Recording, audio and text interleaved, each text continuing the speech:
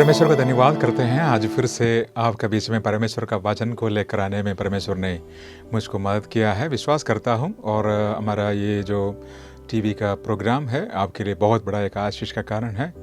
परमेश्वर आपको आशीष दें। और आज का मनन के लिए हम निकालेंगे 2 तीमुथियुस 4 अध्याय 7वीं आयत। 2 तीमुथियुस 4 अध्याय 7वीं आयत हम पढ़ेंगे।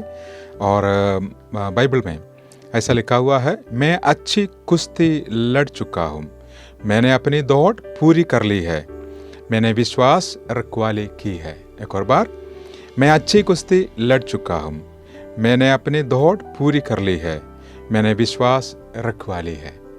तो ये जो वचन है प्रेरित पौलुस अपना प्रिय पुत्र तीमुथियुस को लिख रहा है। उनका जीवन का अंतिम समय आ चुका है और अपना जो दिल का बातें हैं तीमुथियुस का साथ वो बता रहा है। तीमुथियुस को अपना जो लाइफ का एक्सपीरियंस, अनुभव उनको बता रहा है। वो बोलते हैं, मैंने अच्छी कुश्ती लड़ी है, अच्छी तौर पर मैंने सेवकाई किया है, मैंने मेरे विश्वास को संभाला है, जो प्रभु ने मुझको सेवकाई दिया है वो सेवकाई को मैंने पूरा किया है। लेकिन आज हमने जो सबसे पहला जो शब्द उन्होंने इस्तेमाल किया है उस शब्द के बारे में थोड़ी बहुत वचन से सीख लेंगे। मैंने अच्छी कुश्ती लड़ी है। सिर्फ इतनी बातों में हम आज का प्रचार, आज का वचन का जो संदेश है आगे ले जाएंगे। प्रेरित पौलुस का सेवकाई है 30-35 साल का सेवकाई है, शायद ऑलमोस्ट 30 साल का सेवकाई है प्रेरित पौलुस का। यहाँ प्रेरित पौलुस का जो प्रभु को ग्रहण करते हुए शायद एडी 30 और 35 का बीच में, एडी 65 का आसपास उनका मृत्यु भी होते हैं। तो आसपास 30 साल का सेवकाई है प्रेरित पौलुस का सेवकाई। यहाँ इस 30 साल का सेवकाई में प्रेरित पौलुस बोलता है कि मैंने अच्छी कुश्ती लड़ी है, मैंने मेरे विश्वास को रखवाला किया है और पूरी तौर पर मेरा परमेश्वर का जो सेवकाई है मैंने पूरा किया है। और प्रेरित पौलुस का सेवकाई, इस 30 साल का सेवकाई में उन्होंने किस किस चीज़ों के साथ कुश्ती लड़ी है, इसी के बारे में आज हम देखेंगे। मुख्य तौर पर वो 4 रीति पर उन्होंने कुश्ती लड़ी है। 4 बातों से उन्होंने अपना कुश्ती लड़ी है उनका सेवकाई का क्षेत्र में। 4 चीज़ों के साथ, 4 बातों में प्रेरित पौलुस ने अपना कुश्ती लड़ी है इस 30 साल का सेवकाई में। हम एक एक कर देखने जा रहा है। सबसे पहले वो किस चीज़ का साथ कुश्ती लड़ी है, वो है उनका शरीर का साथ। शरीर का साथ, फ्लैश, शरीर का साथ उन्होंने अपना कुश्ती लड़ी है। गलातिया 5:17 आयत में ऐसा लिखा हुआ है, ये प्रेरित पौलुस ने कहा है, शरीर आत्मा का विरोध में है, आत्मा शरीर के विरोध में लालसा करती है, यह एक दूसरी का विरोध में है। तो माने शरीर और आत्मा ये एक दूसरों के साथ विरोध करते हैं। हमारे अंदर शरीर है, आत्मा है और प्राण है, लेकिन वो शरीर और आत्मा का साथ हर समय लड़ाई होते रहते हैं। शरीर का इच्छाओं का, लालसाओं का पूरा करने के लिए कोशिश करते हैं, आत्मा आत्मिक बातों का, इच्छाओं को पूरा करने के लिए कोशिश करते हैं। एक और आयत हम पढ़ेंगे रोमियो 8:5 में। रोमियो 8:5 में, शारीरिक व्यक्ति शारीरिक बातों पर मन लगाते हैं और आत्मिक व्यक्ति आत्मिक बातों पर मन लगाते हैं। जो शारीरिक का कंट्रोल में है जो व्यक्ति, वो शरीर का बातों के बारे में सोचते हैं, शरीर का बातों के अनुसार वो अपना जीवन बिताते हैं। लेकिन जो व्यक्ति आत्मिक है, जो आत्मिक बातों के ऊपर वो अपना सेवकाई को, अपना जीवन को आगे बढ़ाते हैं। ये 2 बहुत बड़ा एक अंतर यहाँ हम देख सकते हैं। आत्मा और शरीर ये कितना एक दूसरों के साथ बहुत फर्क दिखाई देते हैं। रोमिया 8:8 में भी ऐसा एक वचन प्रेरित पौलुस के द्वारा मिला हुआ है, शारीरिक दिशा में है वो परमेश्वर को कभी प्रसन्न नहीं कर सकता। जो शारीरिक दशा में, जो शारीरिक क्षेत्र में ज़्यादा प्राथमिकता देकर आगे जीवन चलाने वालों को कभी वो परमेश्वर का आशीष नहीं प्राप्त कर सकता, क्योंकि वो परमेश्वर को प्रसन्न नहीं कर पा रहा है। हम कभी बोलते हैं कि हाँ हम विश्वासी हैं, हम सेवक हैं, हम परमेश्वर का सेवकाई करने वाला है, ये सारे बातें हम बोल सकते हैं। लेकिन कभी कभी क्या होते हैं, हम आत्मिकता को छोड़कर हमारा शारीरिक का जो बातों में हमारा मन लगाते हैं, तभी हमारा जीवन में ये समस्याएं आते हैं। तो हमने क्या करना है, शरीर का ऊपर अधीन रहकर आत्मा में हमने चलना है। शरीर को हमने कंट्रोल में ले आना पड़ेगा, तभी हम आत्मा में आगे बढ़ेंगे। शरीर को हम कैसे कंट्रोल में ले आएंगे? 4 बातें हम देखेंगे, अपने शरीर को कैसे कंट्रोल में हम ले सकते हैं। सबसे पहले हमारा विचार को कंट्रोल करना है, हमारा सोच को हमने बदलना है। हम शरीर का बातों के बारे में सोचना नहीं, हम आत्मिकता का बारे में, आत्मा का बारे में सोचना है। फिलिपियां 4 उसका 8वीं आयत हम पढ़ेंगे। फिलिपियां 4 उसकी 8वीं आयत, उसमें लिखा है हमारा सोच क्या क्या विषय पर होना चाहिए। सबसे पहले हमारा सोच सत्य, आदरणीय, उचित, पवित्र, सुहावनी और प्रशंसा का बातों पर हमारा सोच को हमने लगाना है। हम अकेला बैठने के समय या किसी का सामने बैठने के समय, बात करने का समय, हम सोचने के समय, हमारा सारे सोच, हमारा बात करने का शैली, ये सारे बातें, इस सारे बातों में फिलिपियां 4 का 8 में बहुत अच्छा एक वचन वहाँ हमारा यहाँ लिखा हुआ है। सत्य का और बातें में सोचें, हम प्रशंसा का बारे में सोचें, हम भलाई का बारे में सोचें। जब शैतान इस प्रकार का बातें जो विचार ले आते हैं, गलत विचार ले आते हैं, अगर ये सारे बातें सत्य का, प्रशंसा का, आदरणीय, सुहावनी और प्रशंसा का बात नहीं है, उसी बात वहां सोचना बंद कर ले, उसी बात को वहां छोड़ दीजिए। तभी हमारा शरीर को हम कंट्रोल कर पाएंगे। हमारा सोच को सबसे पहले हमने बदलना है। उस सोच को हमने मोड़कर आत्मिकता का तौर पर, अच्छी बातों का तौर पर, भलाई का तौर पर हमने सोचना है। नहीं तो ये सोच क्या होता है, फिर आगे बढ़ेंगे, फिर हमारा शरीर को ऊपर कब्जा कर गलत चीजें करने के लिए पूरा प्रयास करेंगे। इसलिए भाइयों बहनों, अगर हमारा जीवन में बहुत अच्छी तौर पर हमने आगे जाना है, कुश्ती लड़कर, जिस प्रकार पौलुस कहता है मैंने अच्छी तौर पर कुश्ती लड़ा है, मेरा शरीर को अच्छी तौर पर कुश्ती लड़कर मैंने आज जीत पाया है, तो अगर करना है तो आपको सोच को बदलना पड़ेगा। आज से अच्छी बातों को आपने सोचना पड़ेगा। बाइबल का अनुसार परमेश्वर का वायदाओं को ऊपर, परमेश्वर का वचन को ऊपर आपने मन लगाना है। दूसरी बात, शरीर का ऊपर बहुत अच्छी विजय पाने के लिए दूसरी बात, परमेश्वर का वचन को हमने मनन करना है। हमने हर दिन सुबह परमेश्वर का वचन का साथ हमने शुरू करना है। प्रार्थना और परमेश्वर का वचन को मनन करना, केवल पढ़ना नहीं, परमेश्वर का वचन को मनन करना है। एक अध्याय या 2 अध्याय पढ़ना, फिर कम से कम 20 मिनट या आधा घंटे परमेश्वर का उपस्थिति में आंख बंद कर बैठना और बोलना परमेश्वर से, प्रभु आपका वचन मैंने पढ़ा है, आज इस वचन से आप मेरे से क्या संदेश देना चाहते हैं, आप यह वचन से आप मुझसे क्या बोलना चाहते हैं। आप परमेश्वर का वचन से सुनना है, परमेश्वर का वचन से आप परमेश्वर का वचन से सीखना है, परमेश्वर का वचन को मनन करना है। तब ये परमेश्वर का वचन आपको आगे जाएंगे। आपका दिल को परमेश्वर का वचन से आपने फरना है, तभी आप अपने शरीर को कंट्रोल कर सकते हैं। ये होशू को, जो एक नया लीडर, नया एक अगुआ मूसा का बाद आ रहा है, जैसे उन्होंने जिम्मेदारी लिया है इसराइल को कनान देश तक पहुंचाने के लिए, जैसे उन्होंने ये जिम्मेदारी लिया है, परमेश्वर उनको एक जिम्मेदारी दिया है।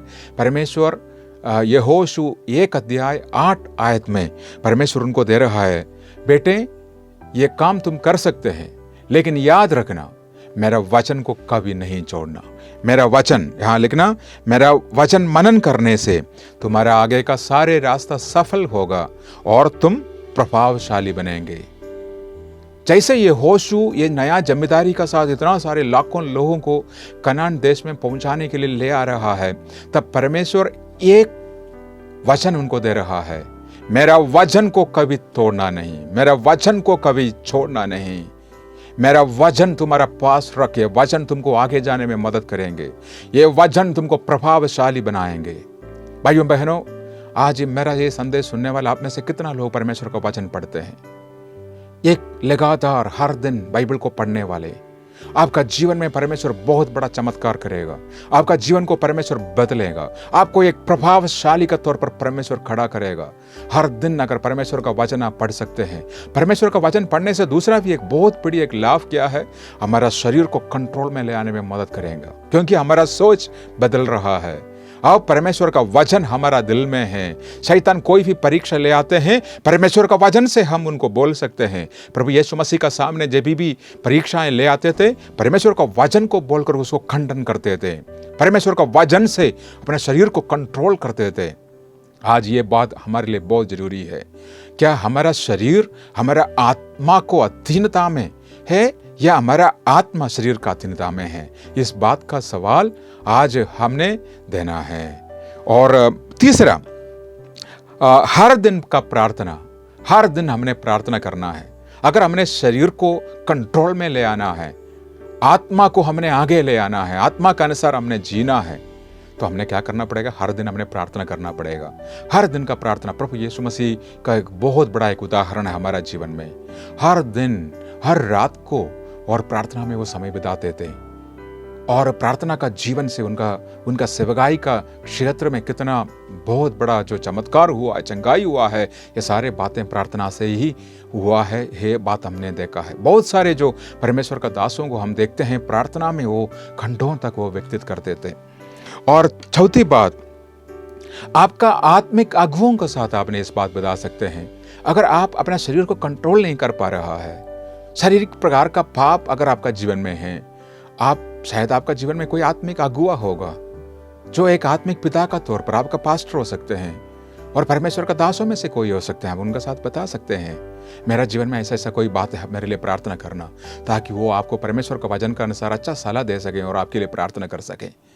भाइयों बहनों, अपना शरीर के ऊपर कंट्रोल करना। मैंने अच्छी कुश्ती लड़ी है, किस चीज से? अपना शरीर से। और उसके बाद हम देखेंगे, दूसरी बात हम देखेंगे, और दूसरी बात, प्रेरित पौलुस अच्छी कुश्ती किससे लड़ी है? दूसरी बात है संसार से, संसार, इस दुनिया से। सबसे बड़ी बात, इस दुनिया से कुश्ती लड़ी है और जीता है प्रेरित पौलुस। प्रभु यीशु मसीह यूहन्ना का सुसमाचार 16 अध्याय उसका 33 आयत में प्रभु यीशु मसीह ने कहा, संसार में तुम में क्लेश है, परंतु ढाढ़स बांधो, मैंने संसार को जीता है। संसार में, इस दुनिया में तुमको क्लेश है, परंतु ढाढ़स बांध, मैंने संसार को जीत लिया है। प्रभु यीशु मसीह हमारे लिए बहुत बड़ा एक नमूना है। प्रभु यीशु मसीह बोलता है, इस संसार में रहकर मैंने सेवकाई किया है, लेकिन मैंने इस संसार का प्रलोभनों को मैंने जीत लिया है। मैंने तुमको इस अधिकार देता हूं, मैंने तुमको नियोग देता हूं, तुम भी इस संसार को जीत सकते हैं। जब तक हम शरीर को और संसार को हम जीत नहीं सकते, परमेश्वर का योजना जो हमारा जीवन में है उसको पूरा नहीं कर पाएगा। हम सेवकाई अच्छी तौर पर उसका अच्छी क्षमता में हम नहीं कर पाएगा। इसलिए हमारा ये सारे जो परीक्षाओं को सामना करना है, प्रेरित पौलुस का जैसे इस कुश्ती को आपको लड़ना पड़ेगा। संसार आपको पराजित नहीं करना चाहिए, संसार को आपको लड़कर आपको जीतना है। और पहला यूहन्ना 5 उसका 4 और 5, और कैसे संसार को जीत सकते हैं इसका बारे में वहां लिखा है। पहला यूहन्ना 5 अध्याय 4 और आयत, वहां लिखा हुआ है, जो कोई प्रभु यीशु मसीह पर विश्वास करते हैं, उन्हीं का विश्वास से आप संसार को जीत सकते हैं। संसार को जीतने के लिए आपको क्या चाहिए? प्रभु यीशु मसीह पर विश्वास। प्रभु यीशु मसीह पर जो विश्वास करेंगे, परमेश्वर उनको ताकत और शक्ति देंगे, उनको अगुवाई करेंगे। प्रभु यीशु मसीह का विश्वास से ही आप संसार को आप जीत सकेंगे। इसलिए प्रभु यीशु मसीह परमेश्वर का पुत्र, वो खुद परमेश्वर था, वो इस दुनिया में आया हमारे लिए, काल्वरी का क्रूस पर उन्होंने अपना जान दिया है। प्रभु यीशु मसीह को विश्वास करने से हमको क्या मिलेगा? हमारा पापों को क्षमा मिलते हैं, दुष्ट आत्माओं से प्रभु यीशु मसीह हमको छुटकारा देते हैं, और प्रभु यीशु मसीह हमको स्वर्ग ले जाते हैं। उनको विश्वास करने से, उनका ऊपर हमारा विश्वास दृढ़ होने से हम संसार को जीत सकते हैं। इस दुनिया का तमाम प्रलोभन को हम जीत सकते हैं। तो बहुत सारे उदाहरण हम देख सकते हैं इस दुनिया का। बहुत सारे प्रलोभन में, इस दुनिया का जो परीक्षाओं में बहुत सारे लोग हरा है, लेकिन बहुत सारे लोग जीता भी है। अब्राहम का बारे में हम देख सकते हैं। अब्राहम बहुत बड़ा एक धनी था। उनका घर में 318 लोग ऐसा था जो कुश्ती करने के लिए, जो लड़ाई करने के लिए उनका सिक्योरिटी गार्ड का जैसे काम करते थे। 318 लोग उनका घर में था। अब्राहम को शुरुआत हम देख सकते हैं जहां 0 से उन्होंने शुरू किया है। परमेश्वर ने बोला है कि निकलो, मेरा वचन के अनुसार निकलो, जहां मैं देश दिखाऊंगा उस देश का ओर निकल। लेकिन अकेला खाली हाथ उन्होंने परमेश्वर का सेवकाई शुरू किया। परमेश्वर उनको आशीष दिया, परमेश्वर उनको आगे बढ़ा दिया, उनका जीवन को परमेश्वर ने बदल दिया। अब इनका घर देखो कितना आशीष परमेश्वर ने दिया है। लेकिन इस दुनिया का कोई भी परीक्षाओं को अब्राहम को हरा नहीं पाया। अब्राहम परमेश्वर को पहला प्राथमिकता दिया। इस दुनिया का तमाम धन उनका जीवन में आया, लेकिन कोई भी धन को ऊपर अब्राहम ने प्राथमिकता नहीं दिया। उनका प्राथमिकता परमेश्वर का पास था। और इब्रानिया 11:10 में एक आयत अब्राहम के बारे में लिखा हुआ है, उसका नगर का इंतजार में था जिसका रखने वाला बनाने वाला परमेश्वर था। इतना बड़ा धनी था अब्राहम। अब्राहम का जैसे धनी बहुत कम है आज इस दुनिया में, उस समय का धनी, सबसे बड़ा धनी। लेकिन उनका नजर कहां था? उनका नजर उस नगर का ओर था, उसको बनाने वाला परमेश्वर है। उसका नजर कहां के लिए? स्वर्ग के लिए था। परमेश्वर ने उस नगर को बनाया है, स्वर्ग देश, स्वर्ग राज्य बनाया है। व्यक्तिगत तौर पर मेरा बात यही है कि धनी होना गलत बात तो नहीं है। परमेश्वर हमको आशीष देंगे। बाइबल में बहुत सारे धनी लोगों को हम देख सकते हैं। परमेश्वर का धन्यवाद हो, मरकुस जो प्रेरितों का काम है हम देख सकते हैं। उनका पास बहुत बड़ा एक कमरा था, बहुत बड़ा हॉल था, जहां कम से कम 120 लोग बैठकर प्रार्थना कर सकते थे। उस बहुत बड़ा कोठी के लिए, बहुत बड़ा उस घर के लिए परमेश्वर का धन्यवाद करते हैं, जहां परमेश्वर का लोग उनको इस्तेमाल कर रहा है। फिलोमन को देखो, फिलोमन का पास, फिलोमन का घर में, फिलोमन एक परमेश्वर का कलीसिया चलाने वाला बंदा था फिलोमन। और उनका साथ कितना लोग काम करते हैं, हजारों सैकड़ों लोग जो लोग काम करते हैं, सर्वेंट लोग उनका घर में हैं, वो सारे धनी लोग हैं। लेकिन उनका धन कभी भी उनको कंट्रोल नहीं किया। भाइयों बहनों, धन होना गलत नहीं है, लेकिन धन अगर आपको कंट्रोल कर रहा है, परमेश्वर से आपको दूर ले जा रहा है, तो ये बहुत बड़ा खतरनाक संभव हो सकते हैं। इसलिए हमारा सबसे पहला प्राथमिकता हम परमेश्वर पर देना है। बाद में हमारा सबसे आशीषें, हमारा घर, हमारा गाड़ियां, हमारा सारे आशीषें परमेश्वर ने हमको दिया है। ये सारे हम परमेश्वर के लिए इस्तेमाल करना है। परमेश्वर को हम पहला प्राथमिकता देंगे। हमारा पहला प्राथमिकता इस चीजों के लिए नहीं। दुनिया का आशीषें है तात्कालिक। इस दुनिया में जो कुछ आपका पास आज है वो सारे थोड़ा समय के लिए है। आज का अमीर कल का गरीब है, और आज का गरीब कल का अमीर है। इस बात को हमने दुनिया में देखा है। इसलिए किसी को अगर अपना धन का ऊपर इतना बड़ा भरोसा है, गर्व करते हैं, सोचना ये सारे तात्कालिक है, आपका हाथ में लंबा समय तक रहेंगे नहीं। लंबा समय तक रहने वाला हमारा परमेश्वर और उनका वचन है। हमारा प्राथमिकता इसलिए हमने संसार का ऊपर नहीं, संसार का किसी चीजों के ऊपर नहीं, हमारा प्राथमिकता हम परमेश्वर को और परमेश्वर का वचन का और परमेश्वर का सेवकाई का ओर लगाएंगे।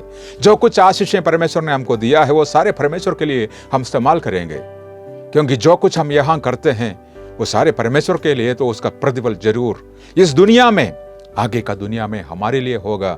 हमारा जीवन को आशीष पाएगा। संसार का साथ लड़ाई करो, लड़ो। मत्ती 6:33 में ऐसा लिखा हुआ है, सबसे पहले परमेश्वर का राज को खोज लो, बाकी सारे वस्तुओं तुमको चाहिए, इस दुनिया में जो कुछ तुमको चाहिए तुम्हारा पीछे पीछे आएंगे।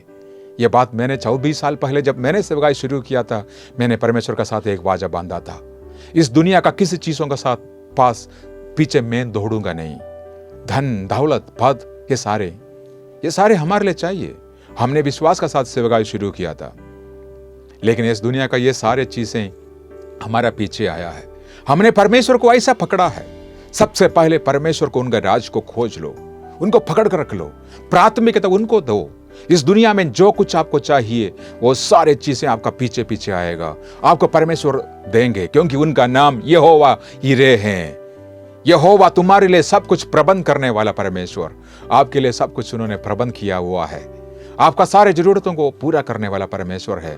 तब प्रेरित पौलुस कहते हैं, मैंने अच्छी कुश्ती लड़ी है। दुनिया का जितना सारे बातें मेरा सामने आया, लेकिन मेरा नजर उस किसी में भी नहीं लगा।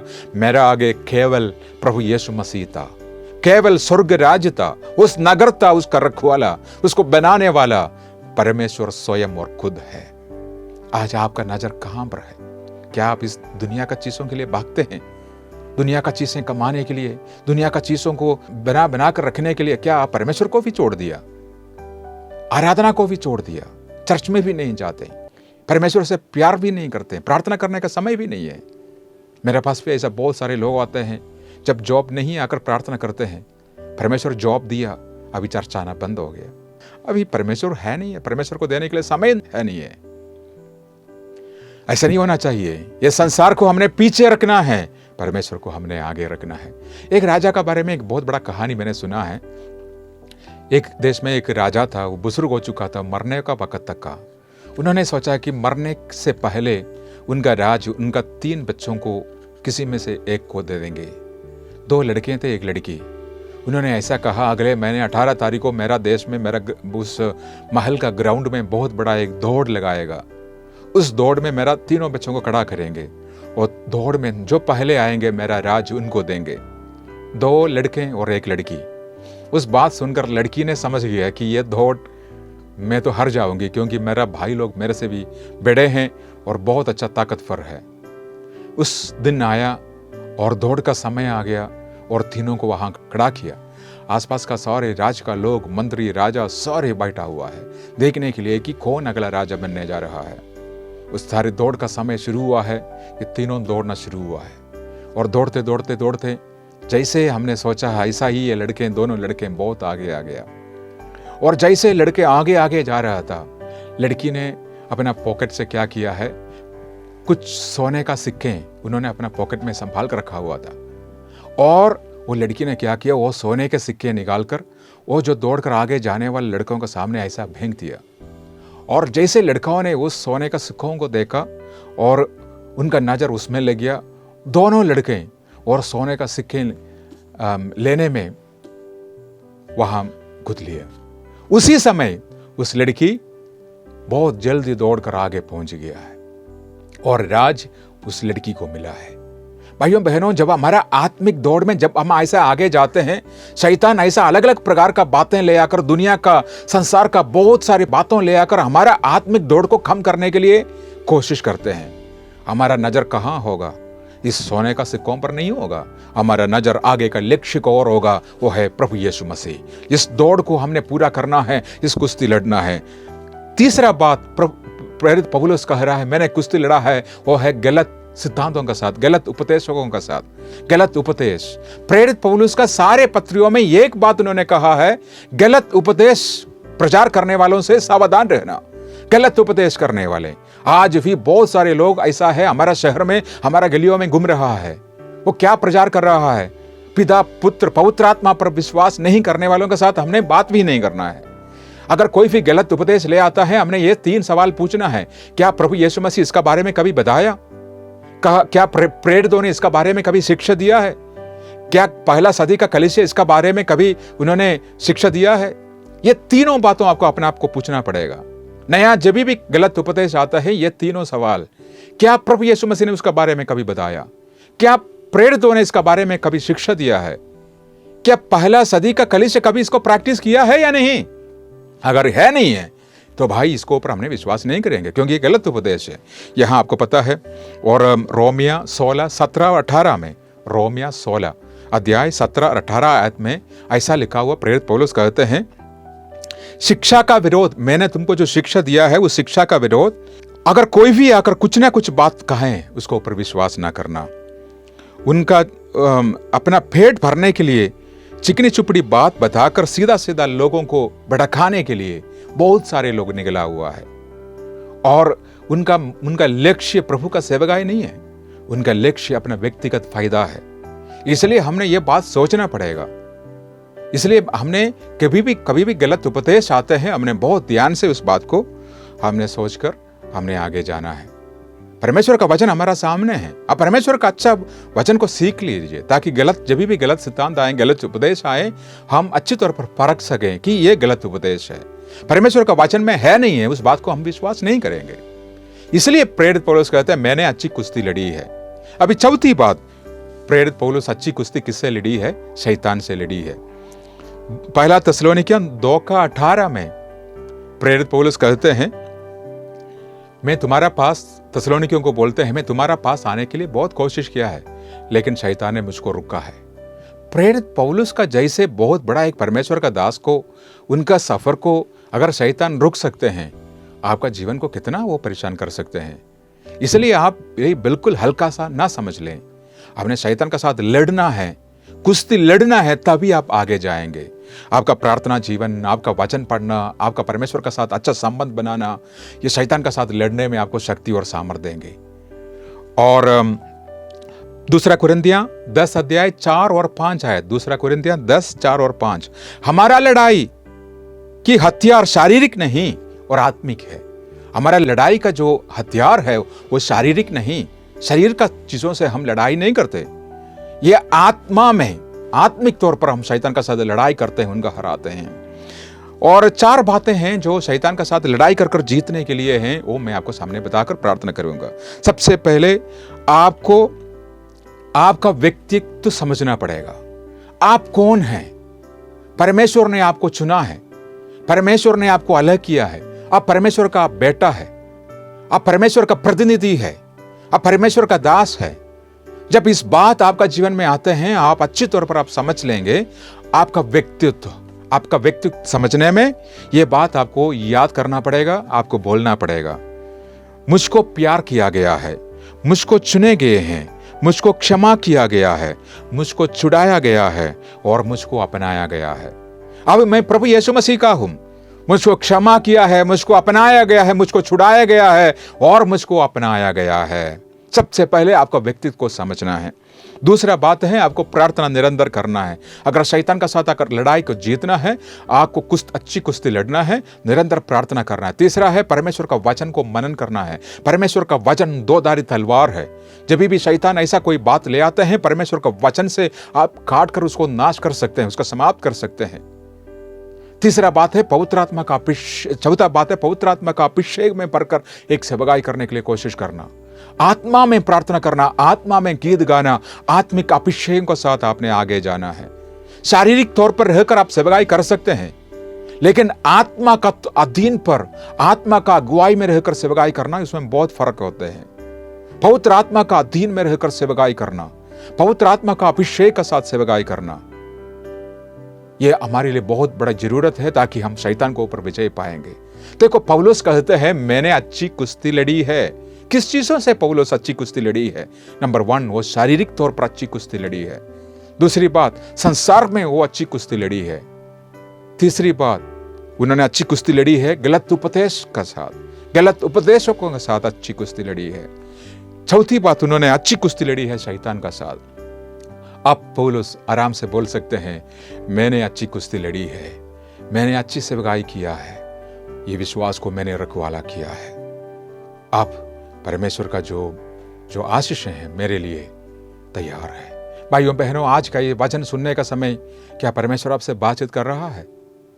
क्या आपको लग रहा है कि आप हार गया है? आपको लग रहा है कि आप अपना जीवन में, संसार में या दुनिया में या शरीर का साथ, शैतान का साथ आप फंस गया है? लेकिन आज मैं एक शुभ संदेश आपका सामने लेके आया है। आप कुश्ती लड़ सकते हैं। आपको मदद करने के लिए सर्वशक्तिमान परमेश्वर आपका साथ है। उस सब परमेश्वर आपको मदद और सहायता करेंगे। आने वाले दिनों में परमेश्वर आपको मदद और सहायता करेंगे। पौलुस के साथ आप बोल सकते हैं, मैंने अच्छी कुश्ती लड़ी है। आइए हम प्रार्थना करेंगे, परमेश्वर आपको आशीष दें। मेरे साथ मिलकर प्रार्थना करें, परमेश्वर आपको जीवन को बदलेंगे। आज एक नया चमत्कार परमेश्वर आपके लिए करेंगे, एक नया सामर्थ परमेश्वर आपके लिए देंगे। आज एक नया आशीष परमेश्वर आपके लिए देंगे, एक नया सामर्थ, एक नया अभिषेक, एक नया शक्ति आपका जीवन में आ रहा है। आइए हम प्रार्थना करें। मेरे साथ आंखों को बंद करें और प्रार्थना करें। स्वर्गीय पिता परमेश्वर, धन्यवाद करते हैं सच बहुत अच्छा समय के लिए। जिस प्रकार पौलुस ने कहा है, मैंने अच्छा कुश्ती लड़ी है, परमेश्वर उसी प्रकार हमको प्रभु मात्र सहायता कर, ताकि संसार का साथ, शरीर का साथ, गलत उपदेशकों का साथ, प्रभु शैतान का साथ हम कुश्ती लड़कर हमारा आत्मिक जीवन को, हमारा आत्मिक सेवकाई को हम आगे ले जा सके। हम धन्यवाद करते हैं आपका सारे आशीषों के लिए। आज जितना भी भाइयों बहनों वचन सुना है, उन सबको आशीष दे परमेश्वर। आपका महिमा से, आपका आनंद से, आपका आत्मा का अभिषेक से उनको फर दे परमेश्वर, उनको जीवन को बदल दे परमेश्वर, ताकि पौलुस का जैसे अच्छी सेवकाई करने में, एक अच्छी आत्मिक जीवन बिताने में परमेश्वर उनको मदद मिले। प्रभु यीशु का नाम में अगर कोई भी परेशान में है, प्रभु उनको छूना परमेश्वर, उनको जीवन को आशीष देना। धन्यवाद करते हैं, आपने हमारा प्रार्थना को सुना। प्रभु यीशु मसीह का नाम से हम मांगते हैं, आमीन।